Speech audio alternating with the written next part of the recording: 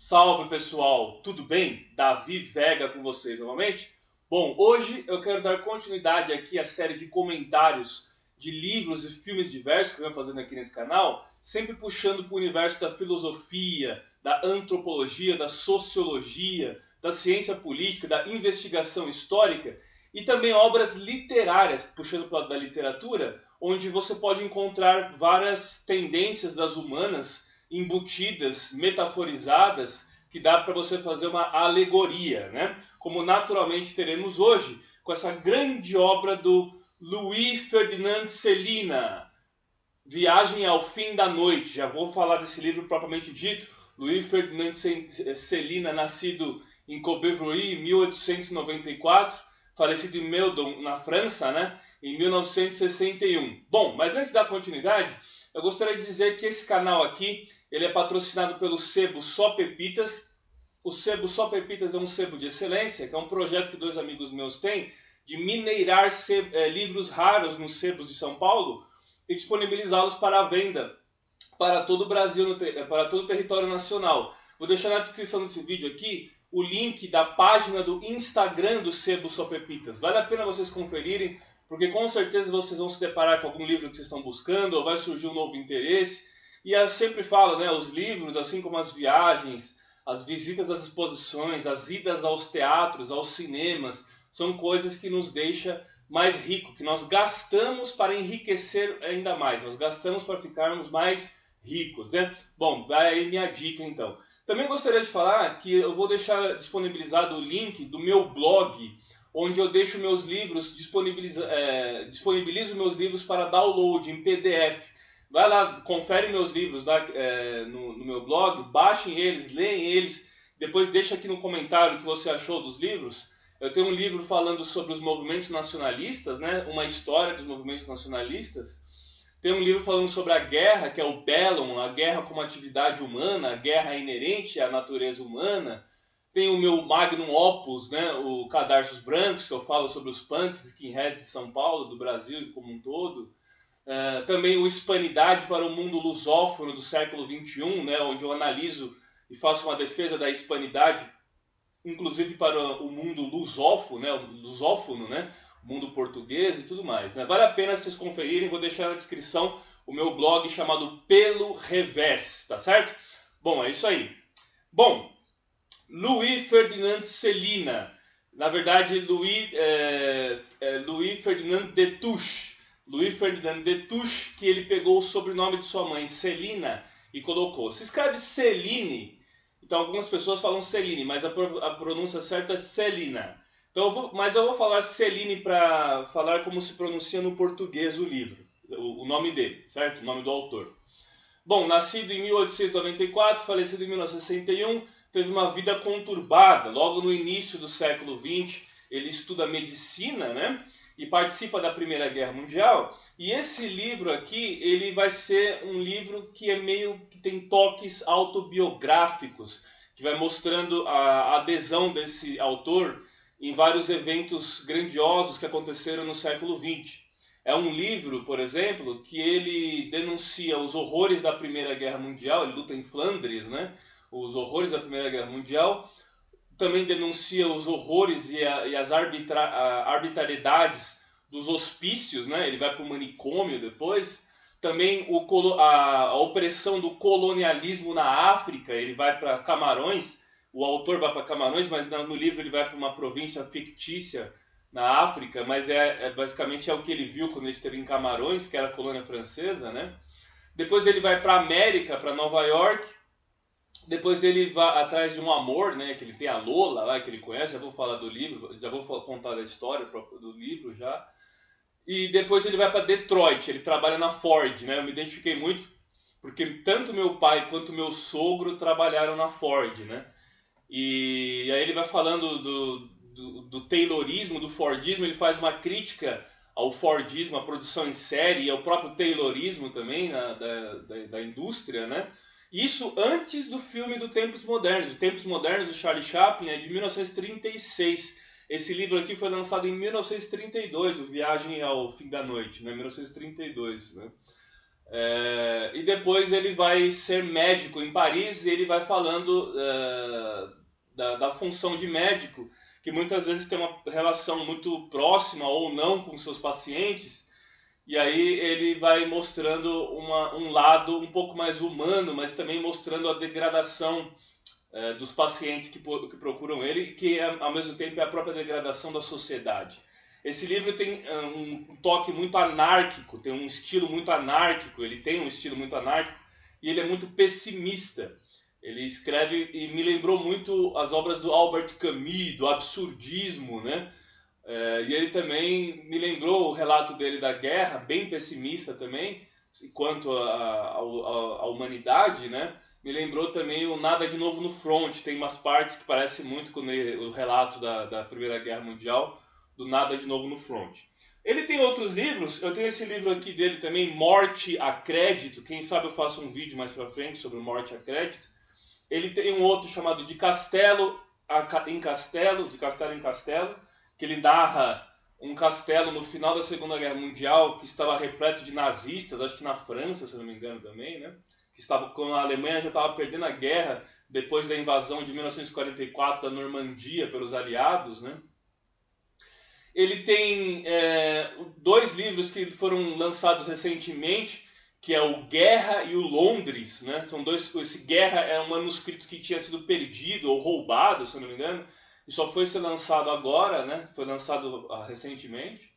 Ele tem a tese de doutorado dele de medicina, que é sobre Samuel Weiss, né? Samuel Weiss, essa tese de doutorado dele, que se tornou um grande livro também, um livro muito apreciado.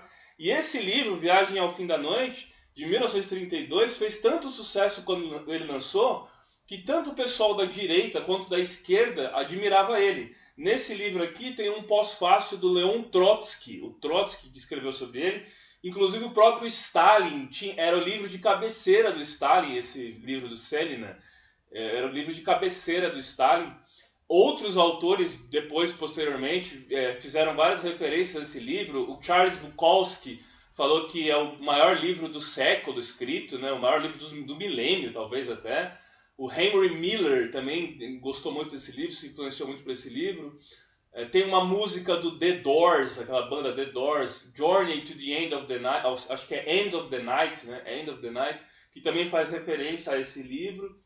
Tem um filme que chama Journey to the End of the Night também, com o Brendan Fraser. Eu não sei se faz uma alusão direta a esse livro, mas o título é igual a esse livro, né? Então ele é um livro que fez muito sucesso, se tornou um grande best-seller logo no ano que ele foi lançado, né? Foi lançado antes da Segunda Guerra Mundial e depois da Primeira Guerra Mundial, no período entre guerras, né? Bom, só que o autor ele vai ser um dos primeiros autores que nós conhecemos na história que foi cancelado. Ele foi cancelado e sofreu um grande ostracismo por conta da adesão dele ao antissemitismo. Ele viveu na França ocupada, e vocês sabem que tinha a Vichy na França ocupada, que era colaboracionista dos nazistas. E ele ficou do lado do Philippe Pétain, né, do Pétain, o general de Vichy, e ficou do lado colaboracionista com a Alemanha, da Alemanha. E ele vai ser um grande antissemita, ele vai escrever 3 livros, uma trilogia de panfletos antissemitas que não foram traduzidos no português, eu acho que nem vão ser, né, por razões óbvias, né? E ele foi cancelado depois, ele morreu na pobreza, dizem que no seu enterro apenas 30 pessoas compareceram. Ele foi exilado para Copenhague, na Dinamarca, ficou preso 1 ano mais ou menos. Depois ele retorna à França. E o Sartre, e o Jean-Paul Sartre, que tinha gostado desse livro em 1932, no final da Segunda Guerra Mundial, que estava tendo revanchismo contra os colaboradores, né, colaboracionistas, queria que o Selina voltasse para a França para ele ser preso ou executado, né? Ele defendia a punição ao Céline, né? Bom, o livro influenciou inclusive o próprio Pedro Juan Gutiérrez, aquele escritor cubano, né? Que também escreve sobre os subúrbios de Havana, sobre o submundo, né? Tem até uma escrita meio erótica também, é muito parecida com esse livro do Céline. Esse título, Viagem ao Fim da Noite, é retirado de uma canção dos guardas suíços, né? É uma canção dos guardas suíços que ele retirou para dizer que a decadência da própria humanidade. E ele fala que ele é muito pessimista, como eu disse, né? E ele vai falando então desse submundo, né? E vai divagando sobre a guerra, divagando sobre o mal do século, que é o mal do século XX, que é o que ele viveu, o século do niilismo. E o niilismo está muito próximo do fascismo, né? Se você se torna cada vez mais niilista, você chega uma hora que fica sem os entraves de qualquer tipo de humanidade, né? A negação pela negação. Tinha até a própria frase do Mussolini, né? Me ne frego, né? Eu me nego, ou eu me rejeito, né? Seria alguma coisa assim, né? Então, ou pouco me importa, né? Pouco me importa, né? Me ne frego. Então seria basicamente isso, ele seguindo nesse niilismo, e tem uma tendência anarquista, e os anarquistas gostam muito desse livro também, né? Esse livro foi editado pela Companhia das Letras aqui no Brasil, só que ele tem uma versão também de bolso, né? Eu acho que todos os livros dele foi, na verdade, Morte a Crédito é da Nova Fronteira, edição da Nova Fronteira. Mas estão relançando os livros dele. Ele, quando se mudou para Copenhague, na Dinamarca, ele teve que fugir com o seu gato, né? Pegou o seu gato e a sua esposa e fugiu para lá. E ele viveu lá em Copenhague, exilado. Depois ele retorna à França, cumpre pena e ele fica na pior. Ele fica falando e acusando que os livros dele não têm uma boa saída por conta dos editores judeus, por conta dos editores de livros judeus que monopolizam o mercado editorial e impedem ele de vender os seus livros, né? E tem uma passagem que ele encontra, inclusive, com Ernest Junger. Eu tenho um vídeo falando da obra Nos Penhascos de Mármore, do Ernest Junger. Vou deixar na descrição desse vídeo o link, caso vocês queiram assistir esse comentário, essa resenha que eu faço do Nos Penhascos de Mármore, né? O Ernest Junger, ele estava no exército alemão, na França ocupada, tanto que tem até os diários dele da França ocupada, que foram publicados recentemente. E num documentário chamado A Guerra de um Homem Só, que foi acho que dos anos 90, se não me engano, o Ernest Junger confessou que o homem que autorizou um grupo de soldados da SS a executarem uns judeus na França era o Louis Ferdinand Céline.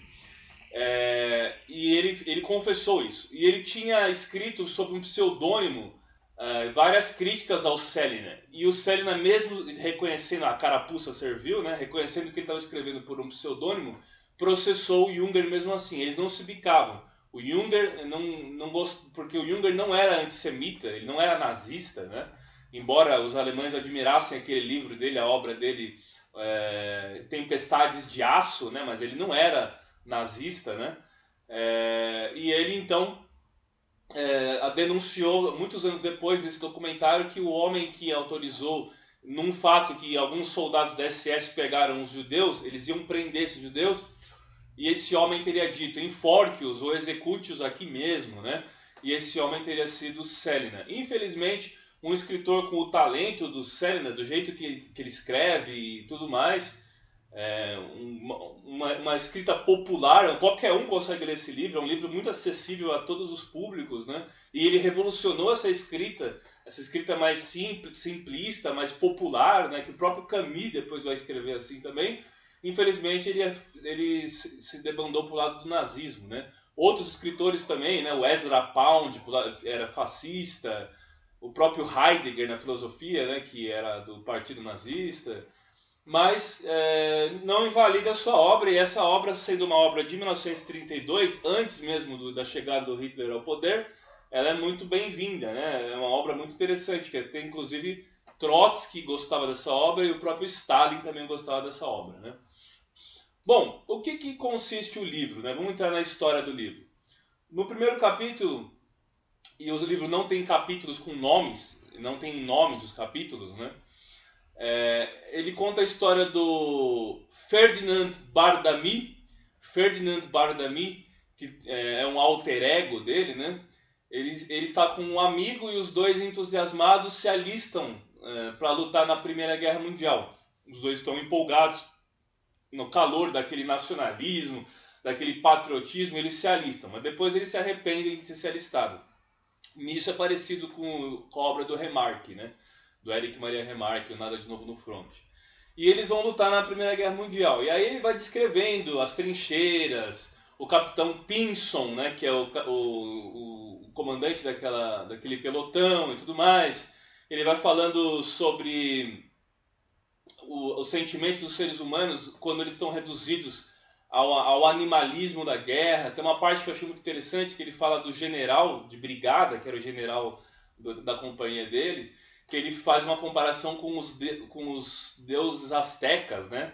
Ele fala que nas pirâmides astecas, os deuses mandavam matar cerca de 80 mil, sacrificar cerca de 80 mil vidas naquelas pirâmides, né? De prisioneiros, 80 mil prisioneiros basicamente, em cada sessão, para reverenciar e dar um banho de sangue para os deuses e as colheitas melhorarem. Então os generais que mandavam eles para a morte na guerra seriam como os deuses astecas, que sacrificavam várias vidas, né? Ele faz uma comparação sendo os generais dos deuses astecas e tudo mais, né? Então é muito interessante, assim, para quem gosta de história, para quem gosta de analogias com uma bagagem de capital cultural que você tem, é muito interessante o livro, né? Bom, até que então ele recebe a ordem de fazer uma missão. E ele é um soldado muito covarde, ele morre de medo da morte, ele tem medo da morte. Ele tem essa covardia, só que ele custa mostrar essa covardia aos outros, né? Eu já vou falando que esse vídeo aqui tem spoilers, eu vou contar a história do livro todo para quem, o resumo do livro para quem não for ler, mas eu sugiro que vocês leiam o livro e depois assistam o vídeo também, né? Bom, e aí ele vai fazer uma missão numa aldeia que está próxima às trincheiras daí. Ele vai com um cavalo. Tem uma parte que ele fala dos cavalos muito interessante também, que os cavalos sofriam porque não aguentavam mais trotar, não aguentavam mais ficar de pé, de tanto que eles eram usados. E você sabe que na Primeira Guerra Mundial morreram cerca de 80 milhões de cavalos, né? Morreram cerca de 20 milhões de pessoas na Primeira Guerra e cerca se eu não me engano, o número é 80 milhões de cavalos, né? Então foi um genocídio não só aos seres humanos, bem como aos animais também que foram usados na guerra, né? O cavalo sempre serviu muito ao homem, é um dos animais mais magníficos e leais aos seres humanos, né? Bom, então ele vai nessa aldeia de cavalo e ele chega numa casa, ele é recebido pelo patriarca da família que está naquela casa. E ele fala que a mãe estava chorando porque o filho dela tinha sido ferido com uma lança na barriga, estava morrendo. E os alemães teriam feito isso e teriam falado que iam voltar naquela casa para atear fogo naquela casa. Ele fica meio que... Ele é um cara que ele é depressivo, ele é negativo, pessimista, mas ele também não mostra nenhuma consideração ao sofrimento humano, nem ao seu próprio sofrimento, nem ao sofrimento humano. Essa é uma das críticas que o pessoal mais moralista faz do Ferdinand Bardamy. Ele não tem um senso de humanidade, né? Ele é totalmente egocêntrico também. E aí ele pede se eles podem vender uma garrafa de vinho para ele consegue comprar essa garrafa de vinho e ele vai então, continua a sua jornada. Até que ele conhece um amigo, que vai ser um amigo que vai acompanhar ele por vários momentos do livro também, que é o Robinson. Esse Robinson acompanha ele e ele consegue fazer uma boa missão, né? Ele vai ser ferido em combate e quando ele é ferido em combate ele vai para um sanatório, para um hospital de guerra, né? Bom, eu separei um trecho aqui para vocês verem como ele é negativo, como ele é pessimista, né? A única verdade desse mundo é a morte. Baliza a viagem de Bardamy ao fundo da noite, sua busca desde os campos de guerra. Ricos e pobres, homens e mulheres, padres e crentes, maridos e esposas, vivem sutilmente ou não para empurrarem por interesse financeiro o vizinho, o parceiro, o parente ou o amigo para a destruição, para a morte. Aí as palavras do Bardamy. Nunca acreditei no que os homens dizem, no que pensam. É dos homens e somente deles que se deve ter medo sempre. O pior é morrer sem nunca compreender como os homens podem ser cruéis, né? E aí ele vai mostrando justamente a sua covardia, né? Ele morre de medo da morte. E lá naquele hospital, então, que ele vai ser enviado para um hospital militar, depois de ser ferido, ele vai conhecer a Lola. A Lola é uma enfermeira norte-americana, idealista, né? Que vai ter um caso de amor com ele. Só que ele toda hora esconde da Lola o seu real sentimento de medo, porque ela é muito idealista da guerra, da vitória dos aliados e tal. E ele ganhou uma medalha, uma cruz de guerra, ele ganhou uma medalha e ela fica gostando dele por causa disso. Só que ele fala que ele tem que disputar ela com os oficiais, com os aviadores, né?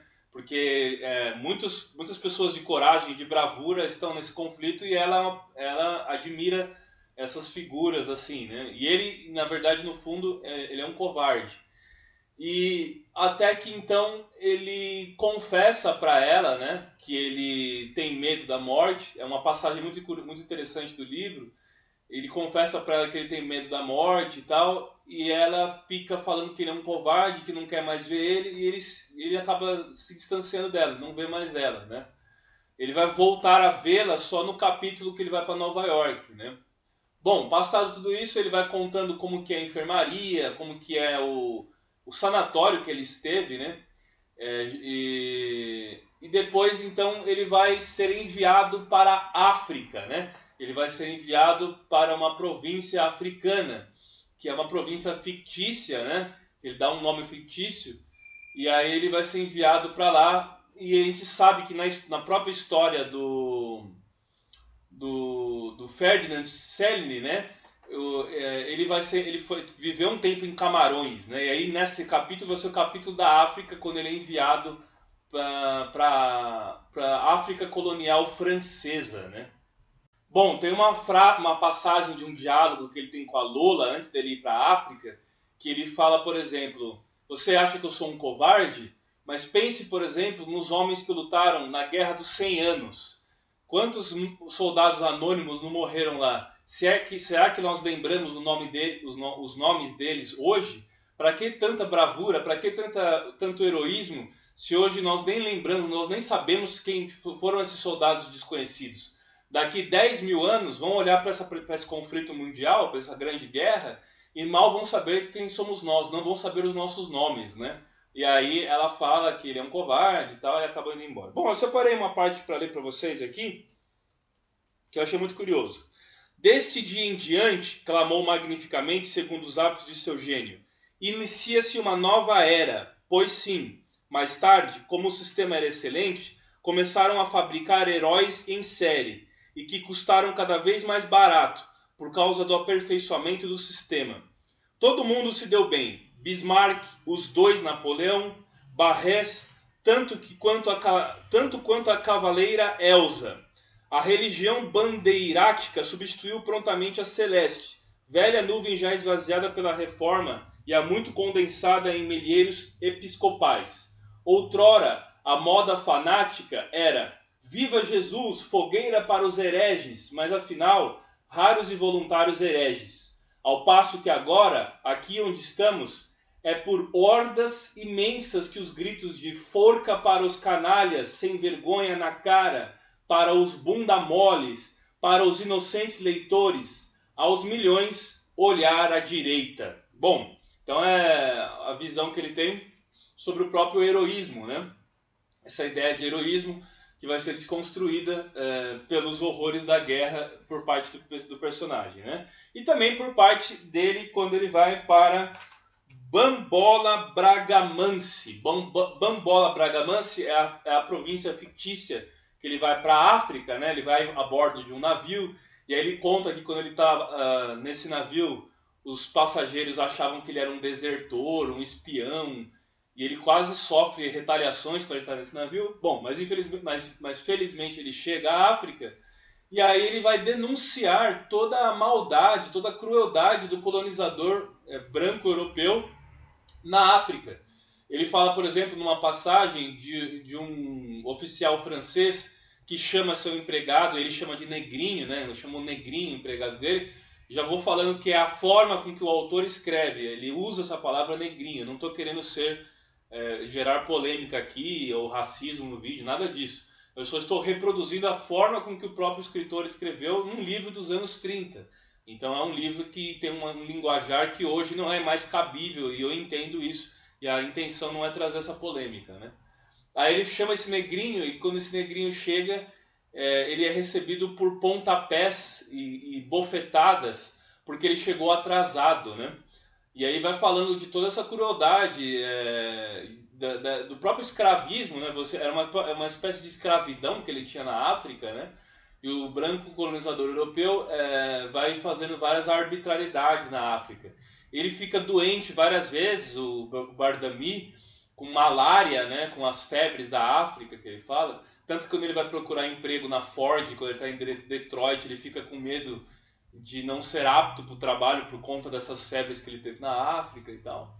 E aí vai mostrando também a corrupção, como que eram corruptos esses oficiais franceses na África, que desviavam recursos, que eles próprios pilhavam da África, né? Pilhavam recursos da África, pilhavam a África, e eles desviam esses recursos para benefícios próprios, até mesmo contra a própria metrópole europeia, né? Bom, tem o capítulo da África, e depois do capítulo da África ele vai para Nova York. E aí ele sempre quis ir para a América, desde que ele conhece a Lola, né? E aí ele vai para a América finalmente. Ele vai atrás da Lola na América.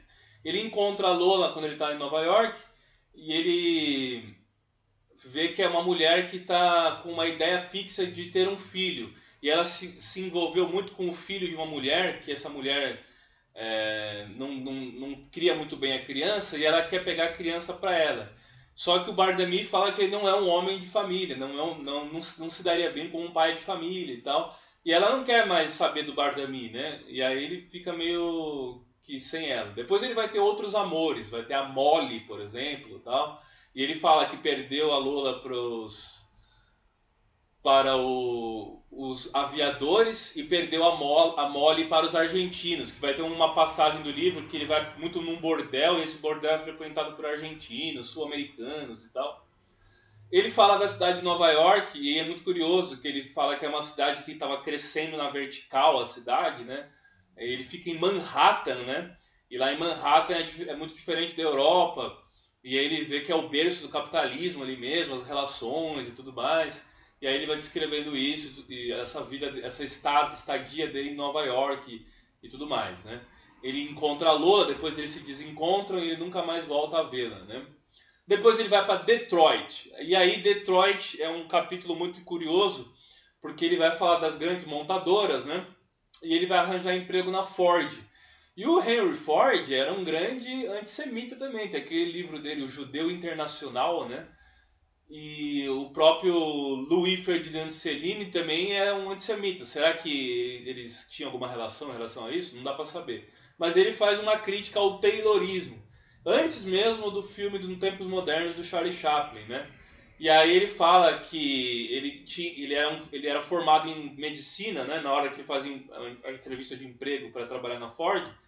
E o pessoal da empresa fala, olha, aqui nós vamos pensar por você. Nós não queremos que você pense, nós não queremos saber se você tem habilidades, nós não queremos saber se você é um cara formado, se você tem uma profissão. Basta você fazer o que te mandam aqui dentro, que nós vamos pensar por você. Então é aquela ideia de só apertar parafuso da engrenagem, né, do Chaplin e tal. O empregado é como se fosse uma engrenagem da empresa, e a empresa é uma grande máquina, uma grande fábrica, e cada parte dela se harmoniza fazendo apenas uma função repetitiva, né? O Taylorismo e tal. E aí ele faz uma grande crítica a esse Taylorismo, das jornadas de trabalho e tudo mais. E até que então ele fica nesse capítulo em Detroit, né? Detroit é uma cidade abandonada hoje, uma cidade fantasma praticamente. O crime tomou conta de Detroit, né? É parecido um pouco com, não tanta na mesma proporção, mas é igual o nosso ABC paulista, né? O ABC Santo André, São Bernardo e São Caetano, e próprio Diadema também, que tinha muitas indústrias, muitas fábricas que saíram daqui e ficaram meio que cidades dormitórios, cidades meio fantasmagóricas, até com aqueles balcões vazios, né? Aqueles balcões abandonados e tal. E Detroit é mais ou menos parecido com isso, né? Só que é um lugar que se tornou muito perigoso você morar e viver em Detroit, porque quando essas fábricas saíram de lá, elas foram ocupadas pelo crime, né? Por pessoas muito, e grupos muito criminosos, né? Pessoas ligadas ao crime, né? Bom, ele faz uma crítica ao utilitarismo em excesso, né? Quando ele está ali trabalhando em Detroit, na Ford, né? E ele fala que a Ford, basicamente, quase todos os empregados eram estrangeiros, tinha muitos jugoslavos e russos, né? E meu pai, que trabalhou na Ford aqui no Brasil, é estrangeiro, é espanhol, né? Um imigrante espanhol que veio trabalhar nas empresas do ABC, né? Nos anos 70, no auge do milagre econômico, quando meu pai veio para o Brasil, né? Bom, e aí eu separei uma parte que ele fala, é muito parecido com essa ideia do tecnicismo, do utilitarismo, né? É preciso abolir a vida do lado de fora, transformá-la também em aço, em algo útil. A gente não gostava muito dela tal como ela era. É por isso. Portanto, temos que transformá-la num objeto, algo sólido. É a regra. Então essa é a ideia da coisificação, né? A coisificação das coisas, das relações, dos próprios seres humanos, que nós chegamos nesse ponto máximo do neoliberalismo, onde nós mesmos somos um produto, né? Nós somos o produto, né? Não fazemos apenas o produto, nós somos o próprio produto, né? Bom,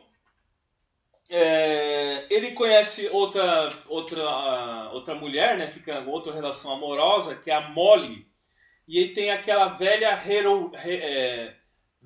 Enrouili, Vera Enrouili. Essa velha Enrouili é uma velha que vai ter uma passagem onde um cara tenta assassinar ela, né? Tenta matar ela. E esse cara fica surdo depois, né? Fica cego depois. Esse cara fica cego depois. Então tem umas passagens um pouco meio que puxando o absurdismo meio do humor, né? Meio humorístico, né? E ele volta a encontrar com o Robinson, aquele seu amigo que ele encontrou ali, que ele conheceu ali no hospital quando ele estava na Primeira Guerra Mundial. Depois ele vai exercer a profissão de médico, né? Ele vai trabalhar e aí parece que a única passagem do livro que ele demonstra um pouco de sentimento para com o próximo é uma passagem que ele se envolve com um dos pacientes dele que veio a falecer. Ele volta para Paris, né? Ele vai trabalhar como médico em Paris. Ele fala de Toulouse, de um sujeito chamado Mandamour. O Mandamour é um sujeito que queria ir para Toulouse, né? E o final do livro mostra justamente esse Mandamour, que era um cara meio pilantra, assim e tal, deixando as relações totalmente voluntárias em relação a eles. E o único momento do final do livro, né, que ele demonstra um pouco de compaixão, de sentimento ao próximo, é quando ele se envolve com um paciente e ele fica triste depois da morte desse paciente, né, um paciente terminal. Ele é tão egoísta e desprendido de sentimento para com o próximo, que tem uma passagem de quando ele é médico, que acontece um acidente na rua e ele escuta o acidente e percebe que tem pessoas feridas e as pessoas estão chamando por um médico. Mas ele se recusa a sair da casa dele e é na esquina da casa dele, né? Ele se recusa a sair da casa dele para ir nesse local porque ele fala que se forem chamar ele na casa dele, ele pode cobrar a consulta. Se ele for lá de forma espontânea, ele não pode cobrar a consulta. Ou seja, ele está preocupado em receber pela consulta, mesmo sabendo que tem pessoas que estão agonizando, morrendo, que precisam de médicos. Ele está preocupado com o ganho da consulta dele, né? Bom, não, moralmente isso está errado, mas não que ele esteja legalmente errado, não sei dizer. Né? Ele também tem que ganhar pelo trabalho que ele faz, mas essas passagens dessa forma no livro mostra justamente como ele é negligente a essa questão moralista, essa questão de sentimento para com o próximo, né? Bom, logo no final ele vai falando que o Robinson precisa ser deixado em paz, né, por conta desse Mandamour, né? E ele fala que nessa sessão ela começa com a frase sobre as refeições em Vigny, no instituto, né, onde o Bardamy trabalha, né? Ele recebe diversas cartas sinistras sobre suas relações com o Robinson. O Bardamy suspeita de Madelon, e começa a temer a visita dela. É uma moça que tem uma relação com o Mandamur, né? Então o Bardami e seus colegas costumam jogar cartas com um policial local, o Gustav Mandamur. Mandamur é um policial local, né? Aí, num domingo, o Gustav menciona ter visto uma mulher perseguindo o instituto que se enquadra na descrição de Madelon. Ele vê uma mulher que pode ser o pivô de toda essa confusão. E no final do livro, quando termina o livro mesmo, ele está num boteco, ele está num bar, ele encontra o Robinson, né? E todos eles vão falando e vão relembrando as coisas que eles passaram e tal. E finalmente esse Mandamur os deixa em paz, né? E aí é um final que eu achei um final, eu esperava um final mais grandioso e tal, mas é um final que simplesmente acaba com eles divagando sobre a vida e falando que não tem sentido mesmo. É um existencialismo absurdista, né? Sem sentido. A vida é caos, a vida é sofrimento. E aí eu lembro do próprio Miguel de Unamuno, né? O sofrimento é inerente à vida e é o sofrimento que nos humaniza, né? Então o Unamuno fala muito disso naquele livro do sentimento trágico da vida, né? É o sentimento que nos humaniza, né? O sofrimento que nos humaniza, né? Bom, o livro é isso aí, não tem grandes outras passagens, é um livro muito bacana, é um livro que tem 500, essa edição aqui tem 506 páginas, tem um pós-fácil do Louis Ferdinand Céline, que ele fala que ele está reeditando a obra porque ele está precisando de dinheiro. E no final da vida dele, devido aos cancelamentos, do ostracismo dele, ele precisava de dinheiro para poder se manter, né? Então ele reeditou essas obras. Mas se não fosse ele precisar de dinheiro, ele teria deixado relegado essas obras no esquecimento. Mas muito difícil um livro desse ir para o esquecimento.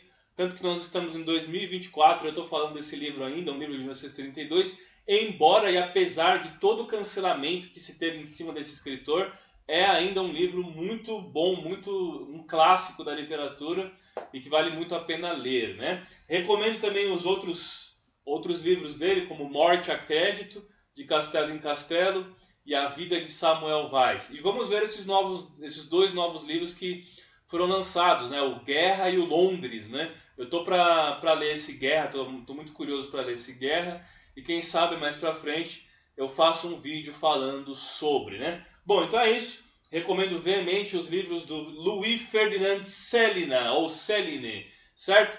Então é isso aí, gente. Eu peço encarecidamente, curta, se inscreva, compartilhe para aquela amiga ou amigo que também gosta do tema, e vamos sempre promover a literatura universal. Valeu, gente! Grande abraço!